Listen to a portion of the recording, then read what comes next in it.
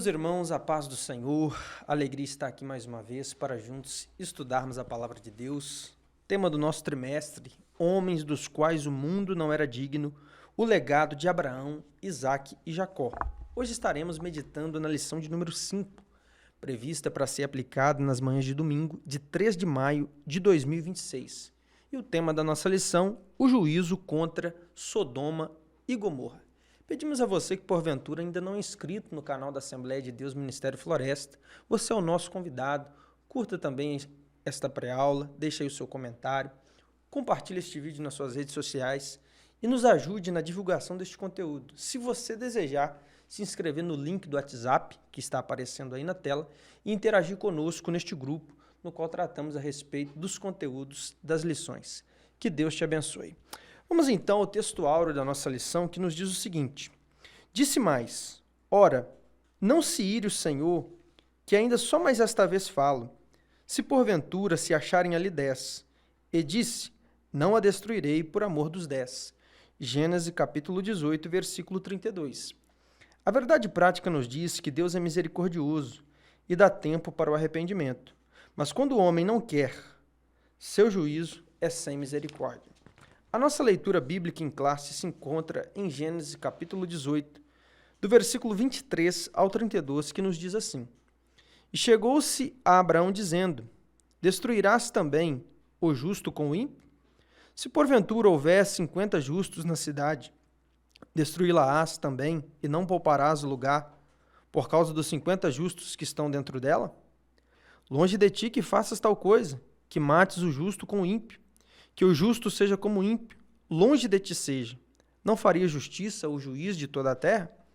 Então disse o Senhor, se eu em Sodoma achar 50 justos dentro da cidade, pouparei todo lugar por amor deles.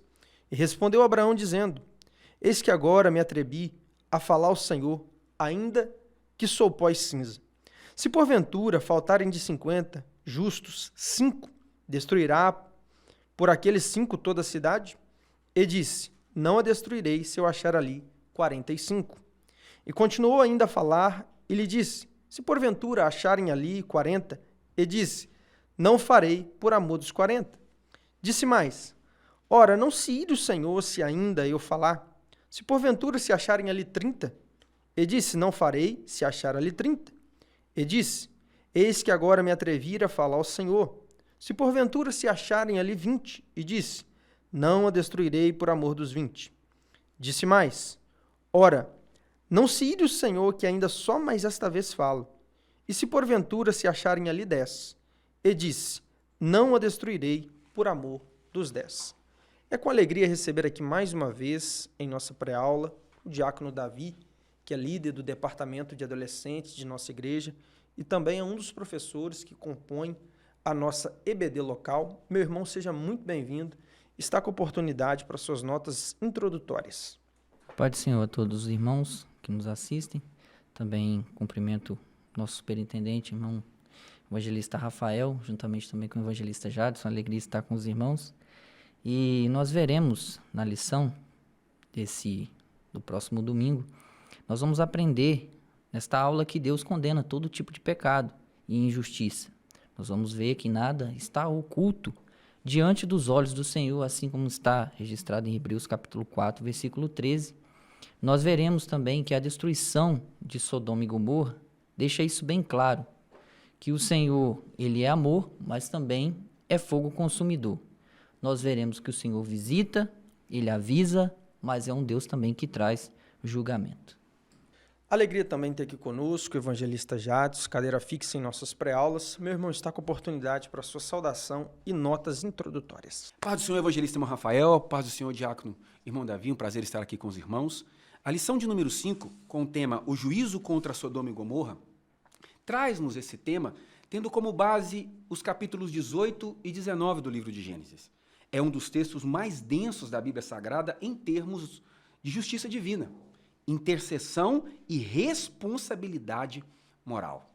Nós podemos concluir, a partir dessa perícope bíblica, que Deus aparece a Abraão antes de executar o juízo, para lhe dar uma boa notícia, a notícia do nascimento de Isaque.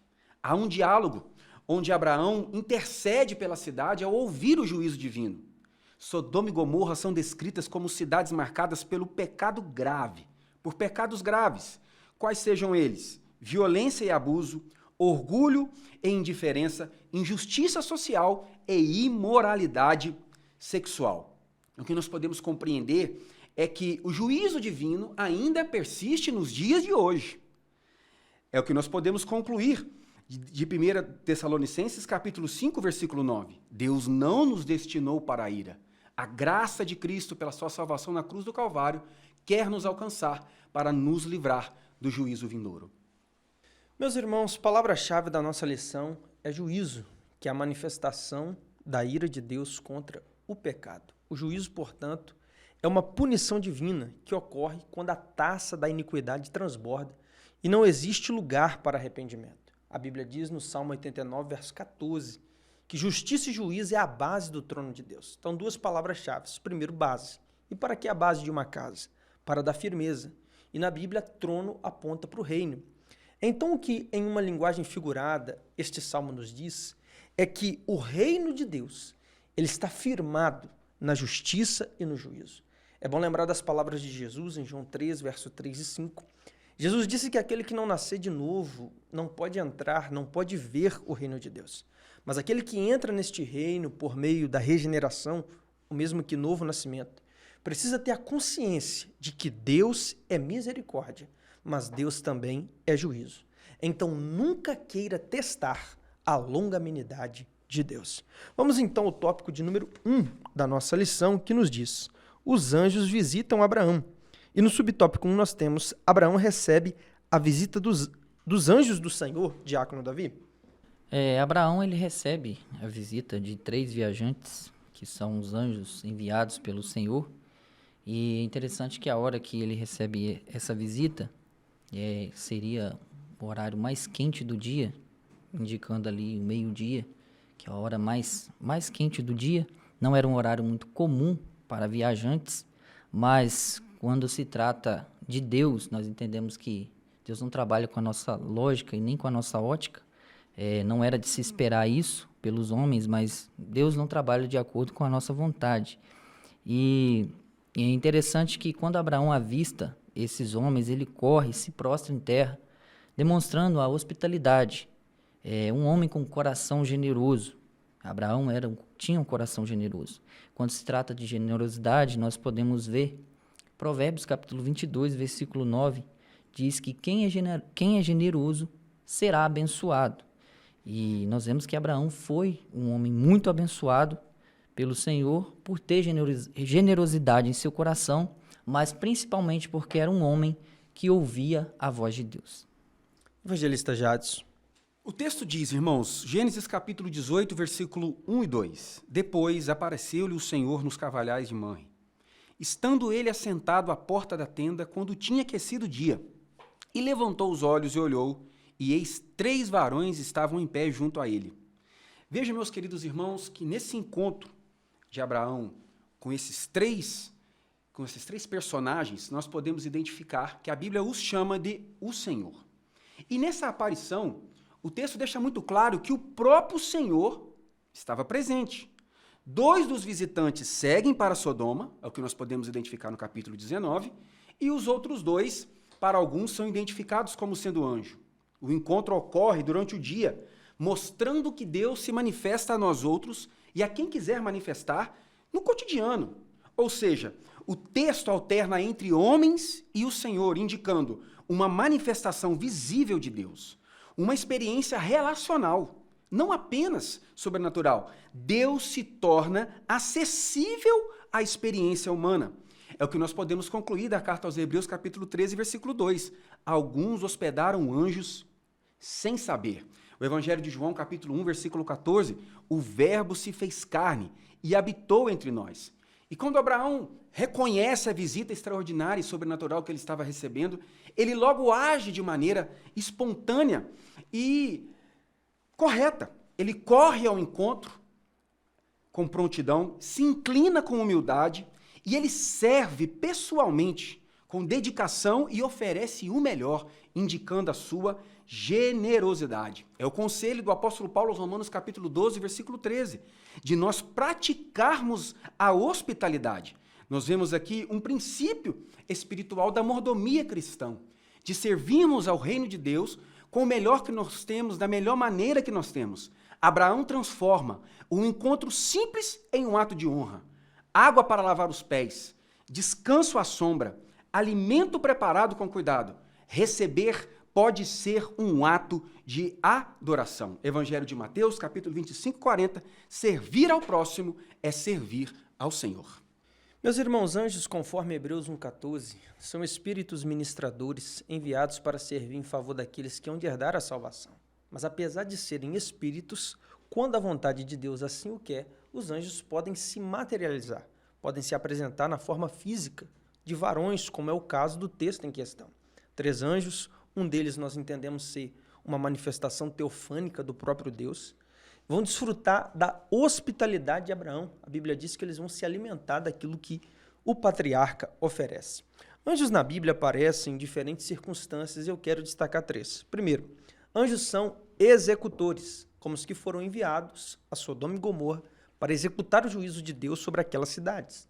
Também lembre-se que no tempo do rei Ezequias, segundo a Reis 19:35, um anjo foi enviado e numa única noite feriu todo o exército do rei Senaqueribe, 185 mil homens. E também no Apocalipse, por ocasião da grande tribulação, são os anjos que vão tocar 7 trombetas quando a ira de Deus será soada, e são os anjos que vão derramar 7 taças quando a ira de Deus será derramada.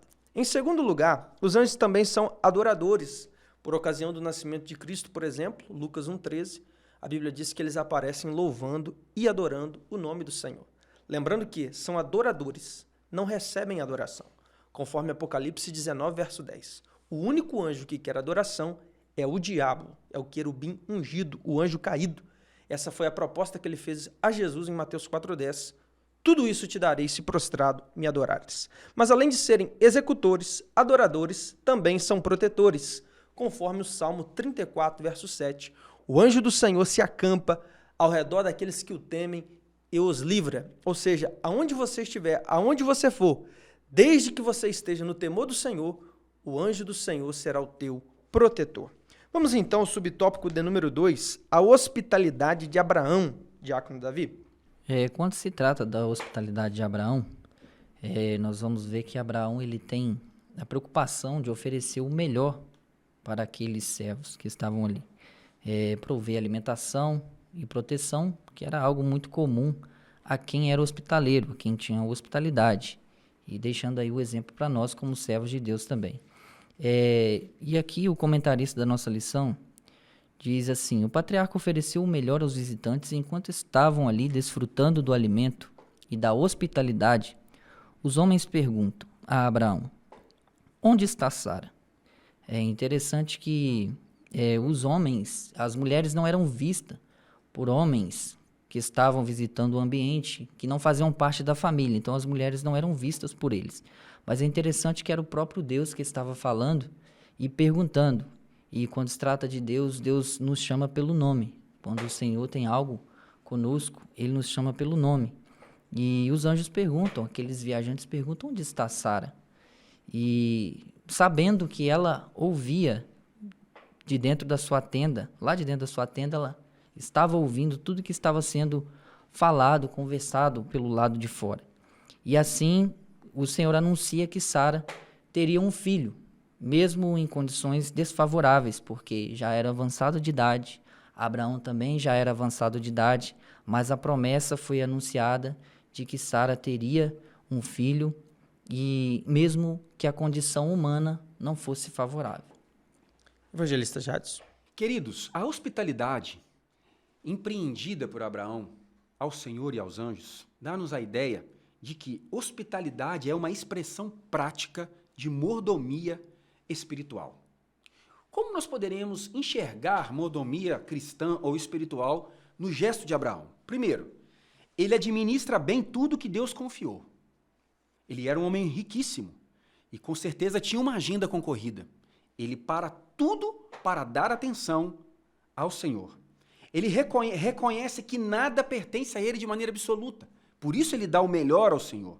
Ele usa os seus recursos para a glória de Deus e serviço ao próximo. Ele serve ao Senhor. Abraão não possui, ele administra para servir. A hospitalidade de Abraão como mordomia pode ser compreendida também em alguma perspectiva. Primeiro, o tempo. Ele para tudo para servir. Segundo, recursos. Ele usa o melhor da sua casa. Novilho, pão, leite, manteiga. Atitude. Ele serve pessoalmente. Com humildade, é ele quem vai escolher a vitela. E com coração, ele não murmura. Ele não calcula. Ele oferece com alegria. Hospitalidade é mordomia visível. Faz-me lembrar aqui do texto de Jesus às margens do mar da Galileia, quando ele pega o barco de Pedro para assim fazer o seu sermão. Segundo Joséfo, tinham ali cerca de 300 barquinhos, mas de tantos barcos que ali haviam, aprove ao Senhor escolher o barco de Pedro. E após a pregação do Senhor, nós temos o episódio da pesca maravilhosa, porque Deus não fica devendo nada para ninguém. Oxalá queira o Senhor usar as nossas vidas, apesar das nossas limitações, que o Senhor nos use para a glória e louvor do seu nome. Hebreus 13, verso 2, lembrai-vos da hospitalidade, porque por ela alguns receberam anjos sem saber. Provavelmente o escritor aos Hebreus está fazendo referência a Gênesis 18 e 19, no caso de Abraão e Ló, que hospedaram, receberam anjos e a princípio talvez não tinham a noção de que eram anjos. Portanto, a hospitalidade é uma recomendação bíblica. Receber bem, com amor, os servos de Deus em sua casa, sejam anjos ou sejam homens. No caso de Abraão, foram anjos, mas no caso da sunamita, de 2 Reis 4, verso 8 a 10, foi o homem de Deus, o profeta Eliseu. Inclusive, na parte superior da sua casa, ela preparou um lugar para hospedar o servo de Deus. Falar de hospitalidade parece até uma coisa assim, um tanto óbvia para o cristão, mas se eu te disser que existem pessoas que se dizem crentes, mas quando alguém vai na casa dele, ele trata mal para a pessoa não voltar mais. Porque se ele tratar bem, a pessoa volta. Jesus disse em Mateus capítulo 10, verso 40, quem vos recebe, a mim me recebe. E quem me recebe, recebe aquele que me enviou. Todavia, tudo que a gente faz para Deus tem a maneira certa de se fazer. Deus não olha apenas o que você faz, mas como você faz. 1 Pedro capítulo 4, verso 9, a Bíblia diz, sede hospitaleiros, mas sem murmurações. Ou seja, receba bem, mas não murmure, porque se murmurar, perde a bênção do Senhor. Mas quando você é hospitaleiro, sem murmuração, você receberá galardão, porque assim falou Jesus em Mateus 10, 41. Quem recebe um justo, na qualidade de justo, receberá galardão de justo. E quem recebe um profeta, na qualidade de profeta, receberá galardão de profeta. Se receber um profeta ou um justo já dá galardão, imagina receber os anjos como Abraão. Vamos ao subtópico de número 3, que nos diz, o riso de Sara, diácono Davi. No subtópico 3, nós vamos ver no versículo 12 do capítulo 18, diz a Bíblia que ao ouvir que teria um filho, Sara riu. Porque olhando para o lado humano, realmente seria improvável. Só que quem estava afirmando para ela era o Senhor. Em Lucas capítulo 1, versículo 37, diz que para Deus nada é impossível. Isso nos deixa muito claro que não existe promessa feita por Ele que Ele não cumpra. Nós podemos entender isso. E muitas das vezes a gente faz como Sara. Nós rimos quando recebemos alguma promessa, não por deboche, mas porque aos nossos olhos é praticamente impossível. Só que nós não podemos nos esquecer que em Jeremias capítulo 1, versículo 12, diz que o Senhor vela pela sua palavra para que ela se cumpra. Evangelista Jadson. Queridos, o comentarista observa, ela, Sara, não riu de Deus, mas certamente da sua condição física. O texto primeiro deixa claro a fragilidade de Sara. E depois Deus forma e reconhece a fé nela. Não é que a fé nela já estivesse plena, madura o suficiente, mas ela olha para a sua condição física e ela recebe essa notícia de forma espantosa. E a reação que ela tem é o seu riso. No relato de livro de Gênesis, capítulo 18, Sara reage diante da sua promessa com riso. Assim, pois, se riu Sara no seu íntimo, dizendo, terei deleite depois de haver envelhecido, sendo também meu senhor já velho? O que isso revela?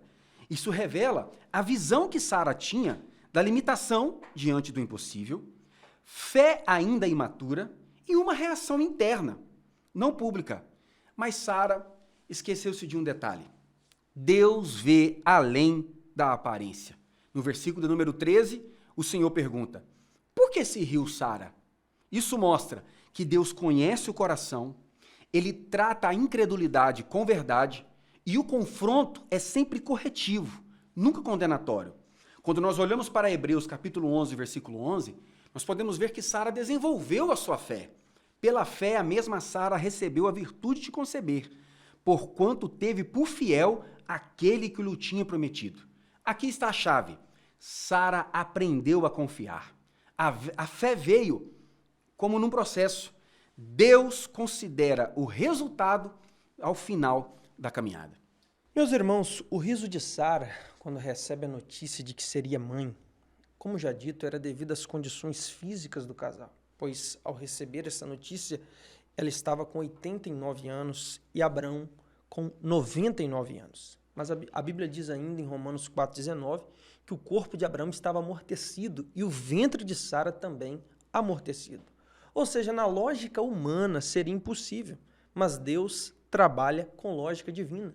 Ele chama as coisas que não são como se elas já fossem, pois Deus não depende de circunstâncias favoráveis ou desfavoráveis. Deus depende do poder dele, da vontade dele e do nome dele, pois Deus é autoexistente, autossuficiente e onipotente, conforme Gênesis 18:14.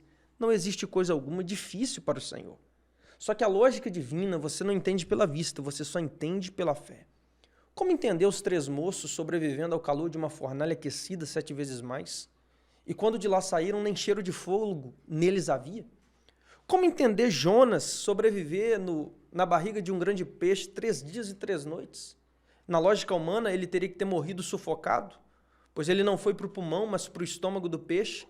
Na lógica humana, ele deveria ter sido digerido com a liberação do suco gástrico daquele ser vivo. Mas ali, depois de 3 dias, ele saiu e foi cumprir a missão de Deus. Como entender Deus sustentando Israel por 40 anos no deserto? Você já parou para pensar nisso? Aproximadamente 3 milhões de pessoas, segundo os estudiosos, seria necessário para Israel sobreviver no deserto todo dia, 1.500 toneladas de comida por dia, 41.580.000 litros de água por dia. E Deus não deixou faltar comida. E Deus não deixou faltar água. E tem gente que pensa que na crise a casa dele vai cair. Mas creia que o Deus que sustentou Israel 40 anos no deserto, ele sustenta sua casa, sustenta sua vida, sustenta seu ministério e sua família. Porque para Deus nada é impossível. E isso é motivo de riso, isso é motivo de alegria. Vamos então ao tópico de número 2 da nossa lição. Deus anuncia os seus planos a Abraão. No subtópico 1 nós temos o anúncio da destruição, diácono Davi. Deus anuncia para Abraão a destruição da cidade de Sodoma e Gomorra. E nós já vimos na aula de número 2, passamos sobre a separação entre Ló e Abraão devido às brigas entre os seus pastores, que a terra não estava mais comportando eles. E então Ló, com um olhar materialista, um olhar terreno, vendo somente pelo lado das campinas, o lado vantajoso, ele escolhe então ir para as campinas ali, para a sua habitação. Mas o que ele não sabia era da maldade do povo daquele lugar. E ele corre então um grande risco de trazer um juízo sobre si, sobre sua família, expõe sua casa a uma imoralidade local, o que é muito perigoso. E tudo indica que a sua família também não tinha uma firmeza espiritual para resistir às influências malignas. E quando nós voltamos ao capítulo 18, nós vemos Deus anunciando para Abraão a destruição da cidade de Sodoma e de Gomorra. Evangelista Jadson. Queridos, o comentarista propõe-nos, pedagogicamente, fazermos uma anamnésia da separação de Ló e Abraão antes de adentrarmos propriamente no anúncio da destruição da cidade. O que nós podemos concluir é que Ló escolhe, levando em consideração aspectos muito materiais, e ele deixa de lado a espiritualidade. Ló escolhe com base na aparência, prioriza a vantagem material e não considera o ambiente espiritual. Porque lá em Gênesis 13, versículo 13, nós já temos a observação. Ora, eram maus homens de Sodoma e grandes pecadores contra o Senhor. A escolha era boa aos olhos, mas perigosa espiritualmente. Essa escolha de Ló levou a ele um processo. Nós podemos ver a trajetória de Ló, como Ló vai se afundando em um abismo após outro abismo. Primeiro ele vê a campina, depois ele escolhe, em seguida ele habita perto de Sodoma e, por fim, ele está dentro da cidade. Gênesis capítulo 19. Pequenas decisões moldam grandes destinos. Sorte dele era ter Abraão, um homem de fé, um homem com coração sensível, que, orando a Deus, Deus conseguiu entender a intenção da oração de Abraão, e o fato foi que ele recebeu o livramento por conta dessa insistência do pai Abraão. Mas de certo que irmãos, que nós venhamos tomar o exemplo de Ló, daquilo que não fazer. Meus irmãos, no final desse ponto, o comentarista cita para nós Gênesis capítulo 13, verso 13, que diz que os varões de Sodoma eram grandes pecadores contra o Senhor. É uma questão de raciocínio lógico. Se existem grandes pecadores, é porque existem pequenos pecadores. Também em Êxodo 33, verso 31, quando o povo pecou por ocasião do bezerro de ouro, Moisés disse: Senhor, este povo pecou, e é pecado grande. O mesmo raciocínio. Se existe pecado grande, existe pecado pequeno. Pecado é tudo igual. Pecado é tudo a mesma coisa. Certamente você já ouviu essa frase alguma vez na sua vida. Só que, biblicamente, isso não é verdade. A Bíblia revela que existem níveis de pecado, graus de pecado. A própria administração eclesiástica reconhece isso. Por isso que há pecados na igreja que se aconselha, há pecados na igreja que se disciplina e há pecados na igreja que se desliga do rol de membros. É aquele cântico das crianças: pecado, pecadinho, pecadão, isso não entra no meu coração. Este louvor, com uma linguagem infantil, nos revela uma verdade. Há pecados mais graves e há pecados menos graves. Em Provérbios 6, 16 a 19, a Bíblia diz que 6 coisas aborrece ao Senhor, mas a 7ª, a sua alma abomina, porque o 7º pecado é pior do que os outros 6. E o que Deus abomina é o que semeia contenda entre os irmãos. Em João 19, 11, Jesus diz a Pilatos que aqueles que o haviam entregado, maior pecado tinham do que ele. Porque o pecado de Pilatos foi porque, mesmo sabendo que Jesus era inocente, para agradar o povo, ele consentiu na condenação de Jesus. Mas o pecado do povo era maior, porque eles estavam rejeitando o seu Messias. Em Mateus 11, 23 e 24, Jesus diz que no dia do juízo haverá mais rigor para Cafarnaum do que para Sodoma. Uma questão de raciocínio: se no dia do juízo o rigor para Cafarnaum vai ser maior do que o rigor para Sodoma, isso significa que o pecado de Cafarnaum é pior do que o pecado de Sodoma. O pecado de Sodoma é a imoralidade, o pecado de Cafarnaum é a incredulidade. Também em Cantares 2,15 a Bíblia diz: apanhai as raposas e as rapozinhas que fazem mal às vinhas, porque as nossas vinhas estão em flor. A vinha pode ser o nosso casamento, a nossa família, o nosso ministério. E o que pode destruir a vinha não é apenas a raposa, mas as rapozinhas também podem destruir a nossa vinha. Pecado não confessado se torna pecado acumulado. Ou você mata o pecado, ou o pecado vai matar você. Subtópico de número 2. O pecado leva à destruição, diácono Davi? O Senhor revela a Abraão um plano de destruição de Sodoma e Gomorra. Nós vamos ver também, em Salmos 25, verso 14, diz que o segredo do Senhor é para os que o temem, e ele lhes fará saber a sua aliança. Provérbios também 3, versículo 32, diz que o perverso é abominação para o Senhor, mas com os sinceros está o seu segredo. O pecado de Sodoma já estava insuportável aos olhos de Deus. Salmos 45, verso 7, a parte A, diz que Deus ama a justiça, mas odeia o pecado. O pecado, ele destrói, ele nos afasta de Deus, nos afasta da santidade de Deus. A cidade era tão perversa que não tinha outra saída a não ser a sua destruição. E aí nós vamos ver, nós bem sabemos, Romanos capítulo 6, versículo 23, sua parte A, diz que o salário do pecado é a morte. Evangelista Jadson. Queridos irmãos, Sodoma e Gomorra não foi destruída de forma repentina, mas isso foi um resultado de pecado contínuo, corrupção coletiva, rejeição persistente de Deus. Parece até que nós estamos falando da sociedade atual. O pecado, enquanto princípio bíblico, ele é carregado de um valor moral e ele tem consequências reais. Deus é paciente. A longanimidade de Deus é imensa, mas não é eterna. Deus é paciente, mas não ignora o mal. O Novo Testamento confirma e amplia essa verdade. Epístola aos Romanos, capítulo 2, versículos 5 e 6.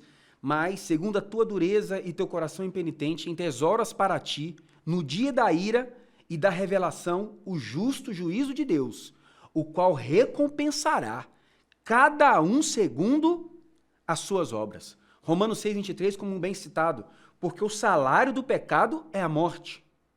Epístola de Judas, versículo 7, assim como Sodoma e Gomorra, e as cidades circunvizinhas, que, havendo-se corrompido como aqueles, e ido após a outra carne, foram postas, por exemplo, sofrendo pena do fogo eterno.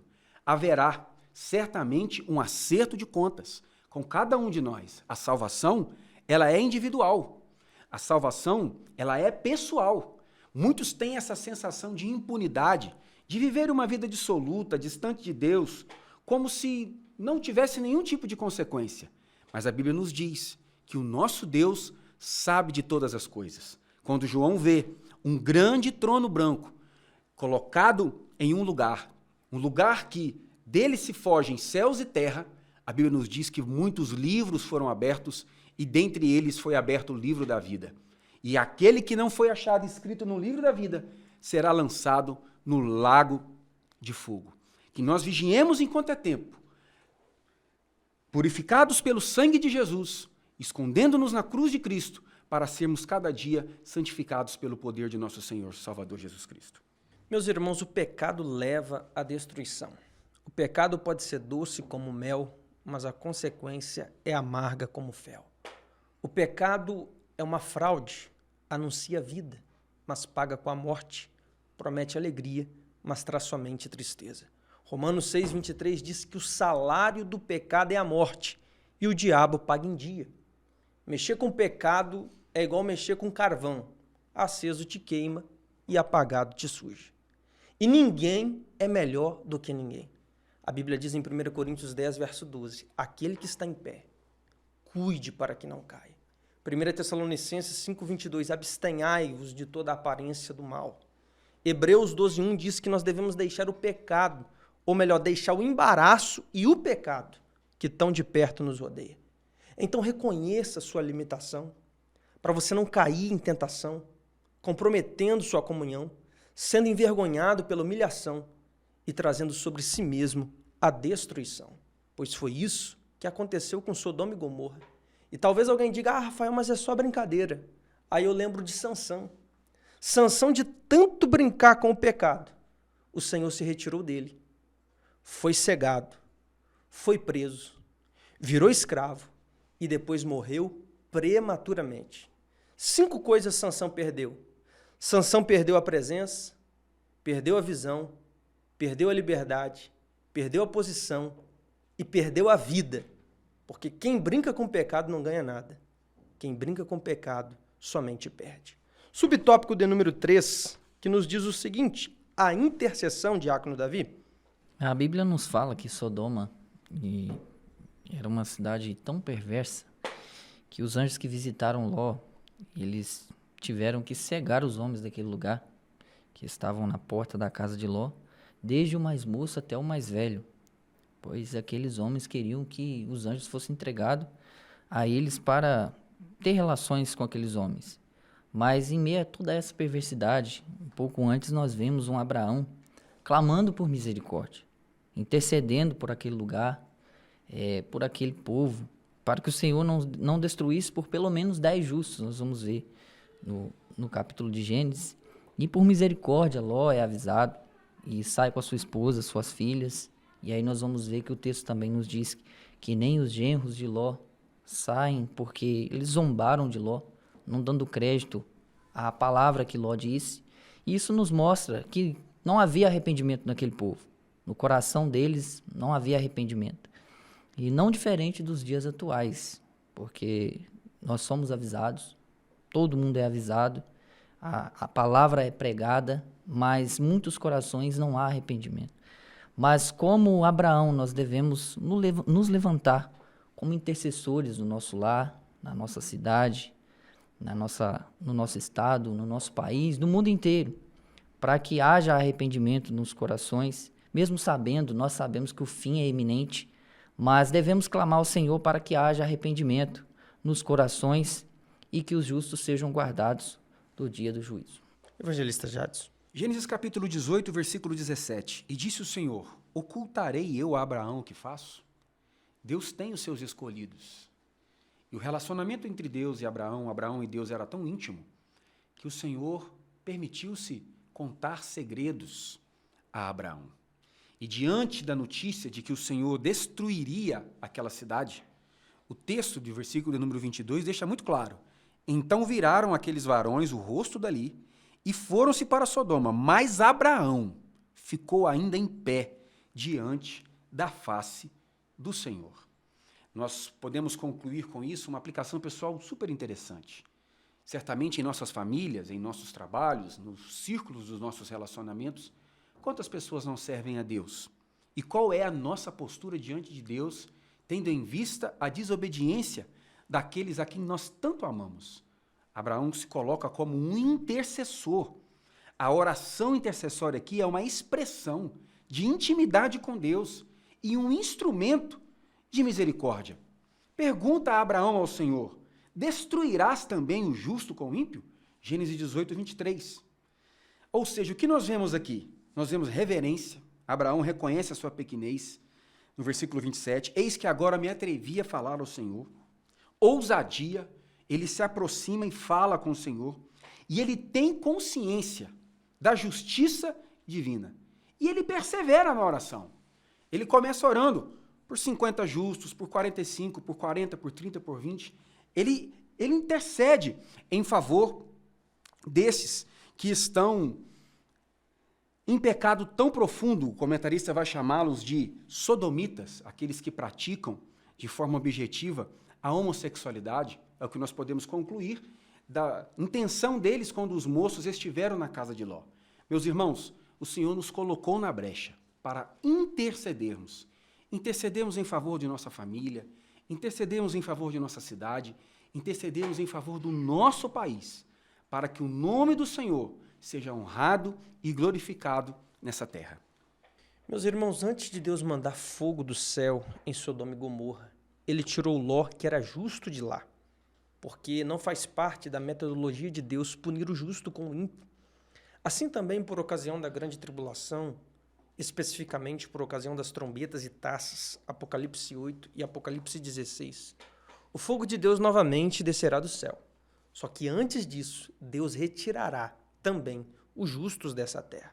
A palavra igreja vem do grego eclésia, que significa tirados para fora.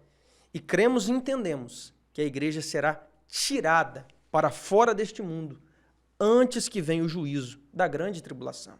É muito interessante que Deus tirou Ló no capítulo 19, mas não foi somente por causa de Ló. O texto é claro, Gênesis 19, 29, diz que Deus retirou Ló porque Deus se lembrou de Abraão. Então Deus tirou Ló no capítulo 19, porque no capítulo 18, conforme o ponto, Abraão havia intercedido.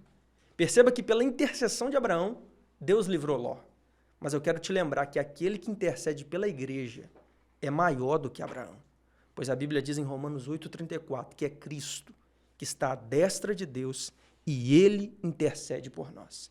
Se pela intercessão do seu amigo Abraão, Deus livrou o sobrinho Ló, pode ter certeza que pela intercessão do seu filho amado, Jesus Cristo, Deus também vai livrar a noiva, que é a igreja, do juízo que virá.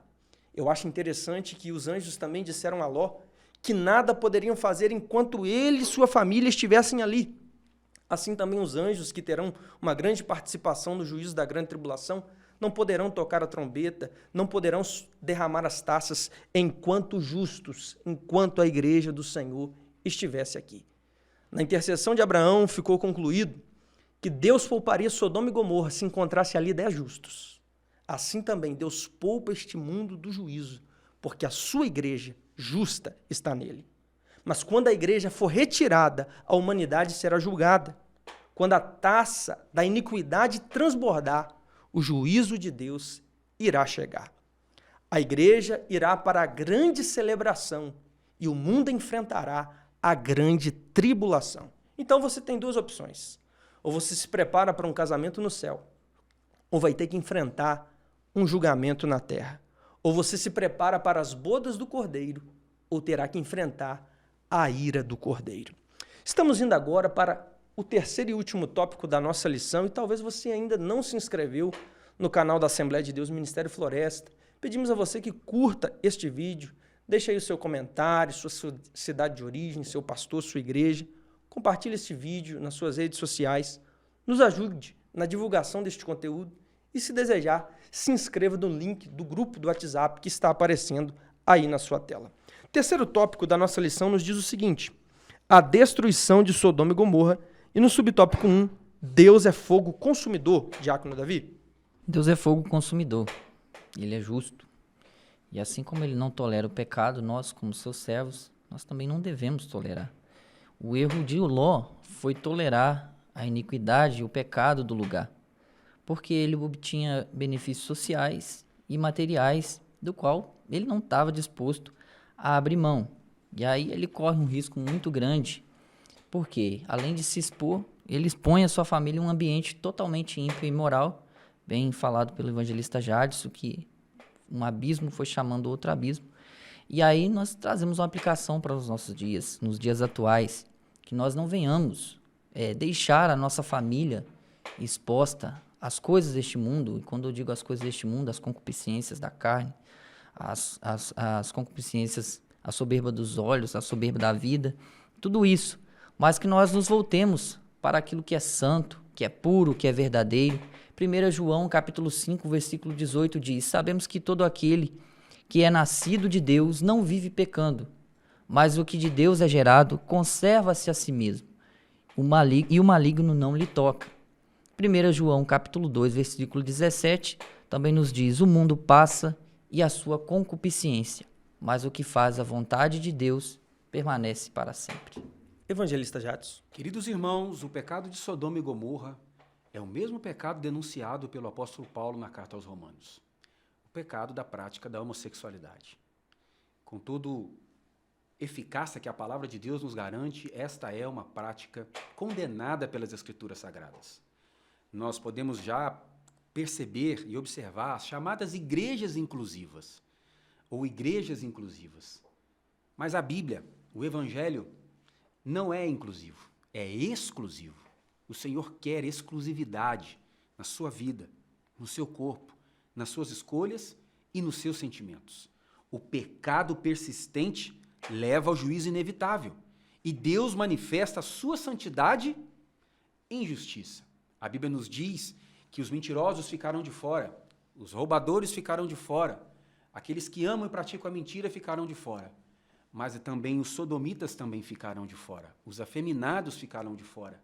É uma prática condenada à luz das Escrituras Sagradas. A Bíblia Sagrada nos deixa muito claro, na carta aos Hebreus, capítulo 12, versículo 29, porque o nosso Deus é um fogo consumidor. Deus é santo. O pecado não pode permanecer diante dele. Sua presença purifica e também julga. É claro que, às vezes, o nosso discurso pode até parecer um discurso que destila algum tipo de ódio ou preconceito, mas, na verdade, não é. É uma denúncia bíblica, porque a vontade de Deus é que o homem viva segundo os padrões das Sagradas Escrituras. Não se entregue às suas paixões e aos seus desejos carnais e pessoais. Há livramento. Ló é retirado antes da destruição. Há livramento para o justo. O juízo de Deus não é arbitrário. Olha o que diz Gênesis capítulo 19, 29. E aconteceu que, destruindo Deus as cidades da campina, lembrou-se Deus de Abraão e tirou a Ló do meio da destruição. Deus julga. Deus julga o roubador, Deus julga o adúltero, Deus julga o mentiroso, Deus julga aquele que pratica homossexualidade, mas Deus também lembra da sua aliança. Aqueles que se socorrerem no sangue de Jesus, confessando o sacrifício de Cristo na cruz do Calvário, terão seus pecados perdoados, serão libertos de suas más práticas e glorificarão o Senhor na eternidade para a glória do Senhor. Meus irmãos, o fogo na Bíblia tem pelo menos 4 aplicações. Primeiro, purificação. Isaías capítulo 6, versos 6 e 7. Um serafim trouxe uma brasa de fogo tirada do altar com uma tenaz. Com ela tocou os lábios do profeta Isaías. Ele foi purificado do seu pecado e a sua iniquidade foi tirada. Segunda aplicação, a manifestação. No deserto, por exemplo, durante a noite, Deus manifestava a sua presença em uma coluna de fogo diante dos filhos de Israel. A terceira aplicação, provação. 1 Coríntios 3, verso 13 e 14, mencionando os 6 tipos de obra que serão julgadas no tribunal de Cristo, que Paulo compara a ouro, prata, pedras preciosas, madeira, palha e feno. Paulo vai dizer que o fogo provará a qualidade da obra de cada um.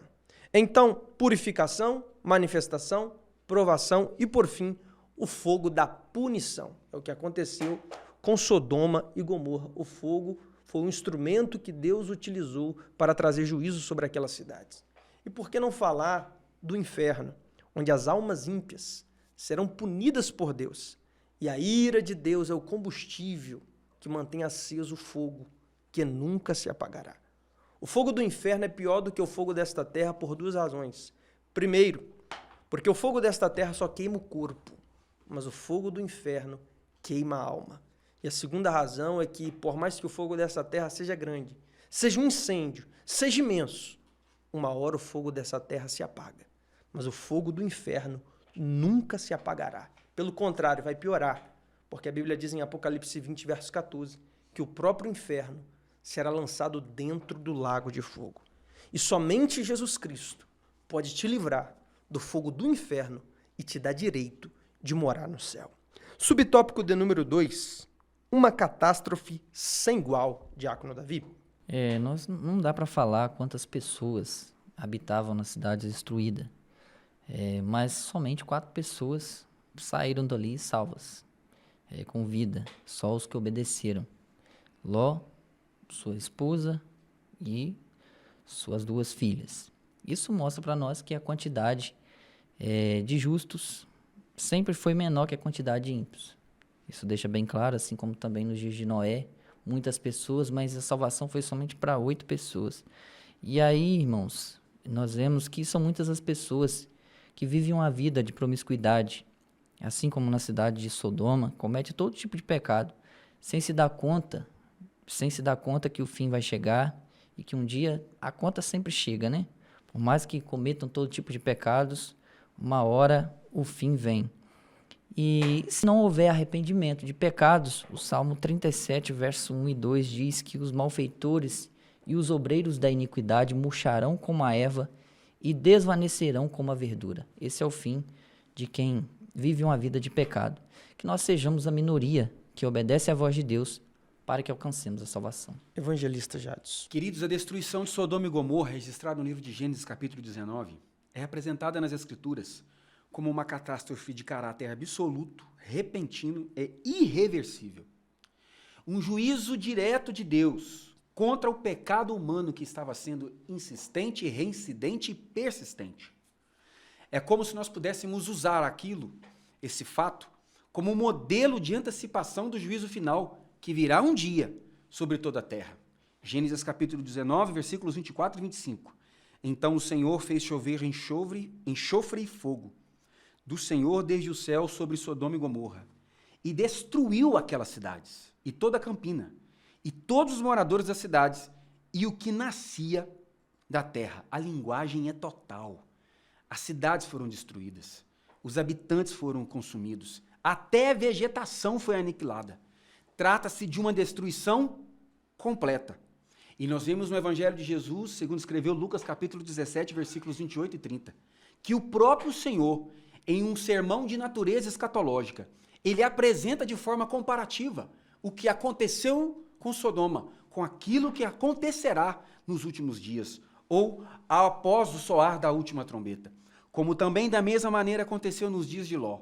Comiam, bebiam, compravam, vendiam, plantavam e edificavam. Mas no dia em que Ló saiu de Sodoma, choveu do céu fogo e enxofre e os consumiu a todos. Assim será no dia que o Filho do Homem se há de manifestar. Veja, meus amados irmãos, que existe uma espada de juízo e uma sentença condenatória contra aqueles que vivem contra Deus, inimigos da cruz de Cristo. Mas há um escape. A porta da salvação, hoje ainda aberta está.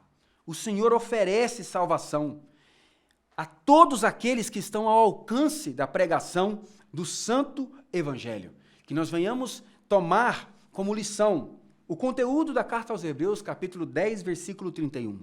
Horrenda coisa é cair nas mãos de um Deus vivo. Aquele que é sujo, que se suje.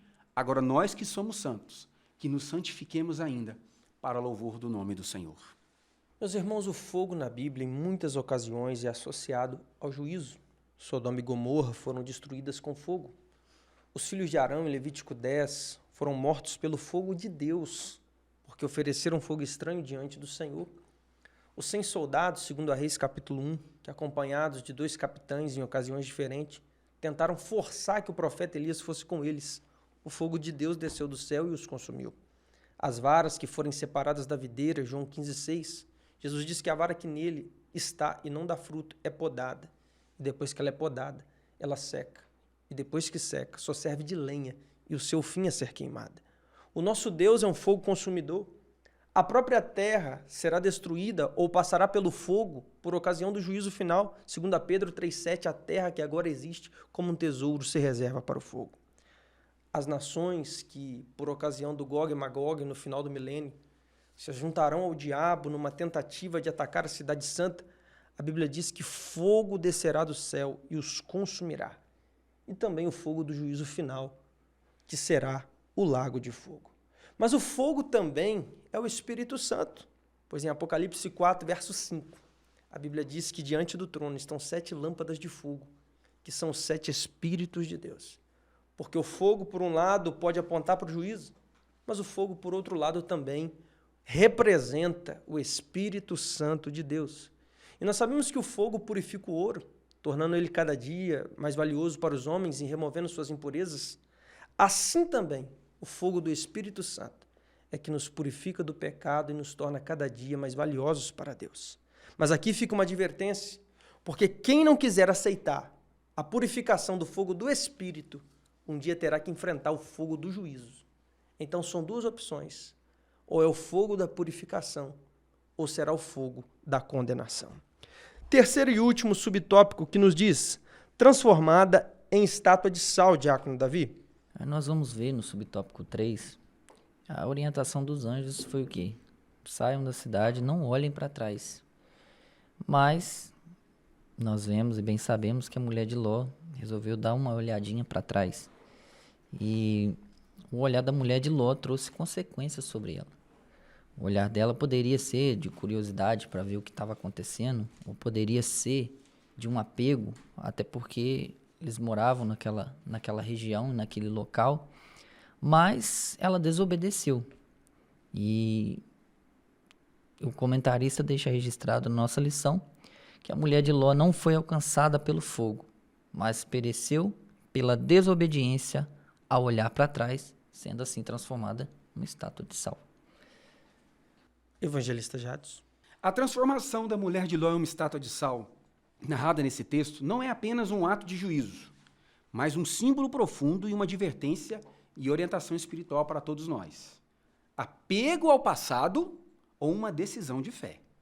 Quando comparado ao crente fiel do Novo Testamento, surge um contraste marcante entre o que a mulher de Ló fez e o que o crente fiel faz. Gênesis 19, 26. E a mulher de Ló olhou para trás e ficou convertida numa estátua de sal. O que isso demonstra? Apego à vida anterior, saudade de um ambiente corrompido, coração dividido no momento da salvação. Ela saiu de Sodoma fisicamente, mas Sodoma ainda estava dentro do seu coração. Por isso, o próprio Jesus transforma esse episódio numa advertência escatológica para cada um de nós. São Lucas capítulo 17, versículo 32. Lembrai-vos da mulher de Ló. A advertência é, não basta sair do mundo, é preciso não olhar para trás, é tirar o mundo de dentro de nós. É um contraste. Veja o que está escrito, Epístola aos Hebreus, capítulo 12, versículo 2. Olhando para Jesus, autor e consumador da fé, o qual, pelo gozo que lhe estava proposto, suportou a cruz, desprezando a afronta, e assentou-se à destra do trono de Deus. A mulher de Ló olha para trás, paralisação e juízo. O crente fiel olha para Cristo, perseverança e salvação. Epístola aos Filipenses, capítulo 3, versículos 13 e 14. Irmãos, quanto a mim, não julgo que haja alcançado, mas uma coisa eu faço, e é que me esquecendo das coisas que atrás ficam, e avançando para a questão diante de mim, prossigo para o alvo, pelo prêmio da soberana vocação de Deus em Cristo Jesus. Enquanto a mulher de Ló olha para trás, para aquilo que ficou, Paulo nos ensina a esquecer do passado e a avançar. A verdadeira fé não vive de nostalgia espiritual, mas segue em direção à volta e ao arrebatamento da igreja. Meus irmãos, Lucas 9, 23, Jesus nos recomenda a tomar a cruz de cada dia. Paulo, em Gálatas 2,20, diz, já estou crucificado com Cristo. É interessante que aquele que era crucificado poderia olhar para frente, para cima, para baixo, para os lados. Mas quem era crucificado não conseguia e não poderia olhar para trás. É isso que significa tomar a cruz. Nunca mais você olhar para trás. Na Bíblia nós temos o exemplo da nação de Israel que no deserto sempre estava olhando para trás, lembrando do Egito, das cebolas do Egito, dos pepinos, dos melões do Egito. E por conta disso, a geração que saiu do Egito perdeu o direito de entrar na Canaã terrena. Isso dá para nós a seguinte lição, aquele que fica olhando para trás pode correr o risco de perder a Canaã celestial. Neste ponto, temos o exemplo da mulher de Ló, que ficou transformada numa estátua de sal só porque olhou para trás. Mas Jesus disse em Mateus 5,13 para os seus discípulos, vós sois o sal da terra. Quem sabe, professor, você possa fazer este gracejo na sua sala de escola dominical com seus alunos. Diga para eles, quem olha para frente é sal da terra, mas quem olha para trás é estátua de sal. E aí você pergunta para eles, o que vocês preferem ser? Sal da terra ou estátua de sal? Talvez você já tenha ouvido um crente dizer, eu era perigoso, eu era muito bravo, olha como você fala comigo. Talvez você já tenha ouvido um crente dizer, se tivesse feito isso comigo quando eu não era crente, não ia ser dessa forma. Queridos, essas frases revelam pessoas que ainda estão olhando para trás. Lembre-se que aquele que está em Cristo, nova criatura é. As coisas velhas se passaram e eis que tudo se fez novo. Aquele que coloca a mão no arado está proibido de olhar para trás. Pois Jesus disse em Lucas 9,62 que aquele que coloca a mão no arado e olha para trás não é apto para o reino de Deus. Lembre-se que a vida cristã não tem espelho retrovisor. Então olha para frente, olha para cima, olha para Jesus, como já dito em Hebreus 12, verso 2. É olhando para Ele, porque Ele é o autor e consumador da nossa fé. Vamos então à conclusão da nossa lição. Quero agradecer a participação do diácono Davi mais uma vez conosco. Está com oportunidade, meu irmão, para suas notas de conclusão. Eu quero agradecer aos irmãos pela confiança, mais uma vez, e deixando também aqui, irmãos, a nossa conclusão, que nós não venhamos nos esquecer que Deus, Ele nos ama, mas Ele é justo, tá? Ele é fogo consumidor, Deus é justo. Sodoma e Gomorra foi destruída porque eles pecavam incessantemente e não havia arrependimento. Houve tempo para se arrepender, mas não se arrependeram. Assim como nos dias atuais as pessoas pecam e parece que não se arrependem, cada dia vão pecando mais. Mas como servos de Deus, que nós venhamos nos levantar como Abraão, intercessores, clamando por este mundo, para que haja arrependimento nos corações, pregando a palavra do Senhor, e que também venhamos manter uma vida de santidade ao nosso Pai Celestial. Evangelista Jadson. Evangelho de Jesus, segundo escreveu João, capítulo 3, versículo 36. Aquele que crê no Filho tem a vida eterna. Mas aquele que não crê no Filho não verá a vida, mas a ira de Deus sobre ele permanece. Aqui nós temos a síntese de tudo que nós falamos aqui. Não há neutralidade diante de Deus. Ou você se alinha às promessas de Deus e à vontade de Deus, ou você estará debaixo do seu juízo.